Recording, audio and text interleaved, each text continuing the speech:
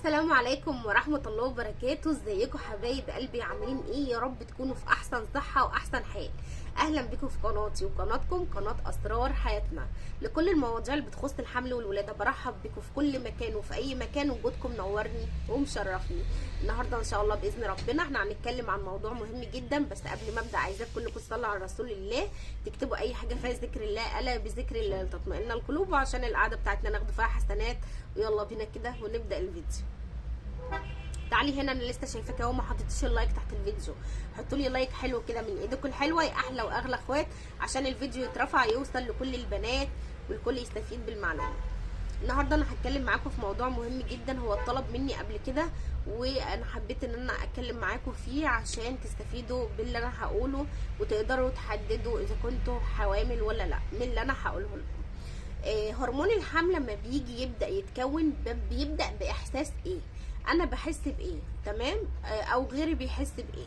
وده انا هقوله لكم عن تجربه شخصيه وعن معلومات انا عارفاها. تمام؟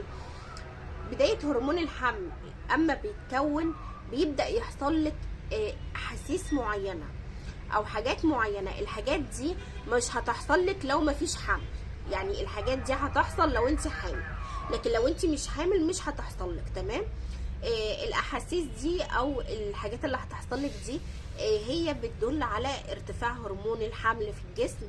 فنتيجه ارتفاع هرمون الحمل ده بيبدا يحصل لك الاحساس ده، فسبحان الله تلاقي نفسك ان انت يعني في كده حاجات طارئه او حاجات غريبه، وتبداي فعلا تشكي ان انت حامل، وده بيحصل مع ناس كتير. طيب من ضمن الاحاسيس ايه اول حاجه فيه؟ سبحان الله، اول ما بيحصل الحمل والبويضه الملقحه تنغرس في جدار الرحم، بتلاقي نفسك ان انت على طول تحسي بالبلل. ازاي بقى؟ يعني تحسي ان منطقه المهبل عندك دايما في بلل فيها، او دايما المنطقه دي مبلوله، ولدرجه ان انت ممكن تغيري دايما هدومك الداخليه بسبب حدوث البلل، او تحطي حفاضات. فتلاقي دايما ان بيبقى المنطقه دي تحسي فيها ان هي رطبه، او المنطقه دي في بلل. طب ده نتيجه ايه؟ نتيجة التغيرات اللي بتحصل في الرحم لما بتيجي البويضة تنغرس فيه وبيبدأ ان هو يقفل الرحم عليها، بيبدأ يتخلص من كل السوائل اللي حوالينه، عايز ينظف نفسه عشان يبقى مستقبل البويضة وخلاص على كده. تمام؟ فبيبدأ ينظف نفسه حوالين نفسه، فسبحان الله دي من حاجة من عند ربنا، فيتخلص من كل السوائل اللي عليه او اللي حواليه، فبيبدا ينزل عليكي افرازات كتير.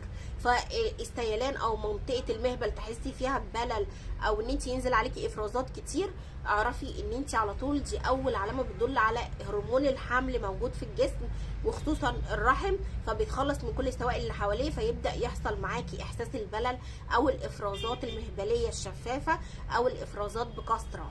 فتلاقي نفسك ان انت غير العاده بينزل عليكي افرازات بكثره. تمام؟ طيب تاني حاجه، ان الرحم لما بيبدا يتقفل ويبدا يعني يستقبل بويضه ملقحه ويقفل عليها، فمع انغراس البويضه الملقحه دي في جدار الرحم، فالرحم بينزل شويه، فنزول الرحم ده بيسبب لك يعني اما تيجي بقى تحسي بعمليه اللي هي تثبيت البويضه الملقحه في جدار الرحم، تلاقي ان في حاجه بتشكك. ده نتيجه ايه؟ ان الرحم نزل من مكانه، وكل الحاجات اللي بتحصل جواه دي تحسي بقى بشكه في المهبل، تحسي بقى بنغزه في المهبل، بشكه في المهبل. ده نتيجه انغراس البويضه الملقحه في جدار الرحم، وان الرحم نزل شويه من مكانه، فبيحصل لك الشكه او النغزه في منطقه المهبل. طيب الرحم لما بيجي يتقفل برده ويقفل على البويضه الملقحه وينزل شويه من مكانه، ده بيسبب ضغط على المثانه. فنتيجه الضغط على المثانه اللي بيحصل ده، تلاقي نفسك ان انت بتبقي عايزه تتخلصي من كل السوائل الموجوده في المثانه، فتبقي اعزكم الله عايزه تدخلي الحمام كتير، فتبداي ان انت تدخلي الحمام ويحصل تبول كتير جدا، لان المثانه ما بتقدرش تتحمل ان يكون فيها سوائل كتير نتيجه الضغط عليها، فتبداي ان انت تدخلي الحمام بكثره، وتلاقي نفسك عمليه التبول دي بتحصل كتير جدا. فدي برضو من ضمن العلامات اللي بتدل على حدوث الحمل، اللي هي كثره التبول. طيب نيجي للحاجه اللي بعد كده، ان بتبداي المكان اللي خرجت منه البويضه ماشي ومشت عن طريق قناه فالوب ونزلت في الرحم، نتيجه ان هو خلاص مشيت عن طريق قناه فالوب، نزلت في الرحم، انغرزت في الرحم، فالرحم بينزل شويه، فبيحصل شد للمكان اللي خرج منه البويضه، فتبداي تحسي ان في نغزات في منطقه المبيض اللي هو الايمن او الايسر حسب المبيض اللي كان فيه البويضه. تحسي ان في شده في المكان ده، في الم بيحصل لك عند منطقه المبيض، في الم بيحصل لك عند منطقه الرحم، الم بيشبه الم الدوره الشهريه، في نغزه او شده بتحصل لك من مكان المبيض، فدي بتدل على تلقيح البويضه وبتدل على حدوث الحمل، نتيجه ان المكان ده نزلت منه البويضه للرحم، فالرحم نزل شويه عن مكانه فحصل شد للمكان ده، فتحسي بشد او نغز في المكان اللي خرجت منه البويضه. طيب الحاجه اللي بعد كده بتحسي بالاعياء او الحمى. تمام، ازاي بقى؟ في هرمونات اتغيرت في الجسم، فنتيجه الهرمونات دي دايما كده يقولوا الستات هرموناتها مبهدلاها، يعني تحسي ان انت عصبيه، تحسي ان انت حساسه جدا، عايزه تعيطي على الفاضي والمليان، تحسي ان انت مخنوقه، تحسي ان انت نفسيتك مش مرتاحه، تحسي بالدوخه والارهاق والتعب والخمول، مش قادره تتحركي من مكانك، ما عندكيش طاقه وجهد، فده نتيجه ارتفاع هرمون الحمل في الجسم. فارتفاع هرمون الحمل في الجسم بيسبب لك الاعياء او الاحساس بالخمول والتعب والارهاق وعدم النشاط، وبتلاقي نفسك ان انت عايزه تنامي كتير. في ناس بيجي معاها بنوم كتير، وفي ناس بيجي معاها بارق، وفي ناس بيجي معاها بتعب في الجسم وعدم طاقه، ما عندهاش طاقه ان هي تبذلها او ان هي تتحرك كتير وتتعامل وتقوم وتقعد والكلام من ده. ففي ناس بيجي معاها بكده وفي ناس بيجي معاها بكده، بس دايما بتحسي بالاعياء نتيجه ارتفاع هرمون الحمل في الجسم.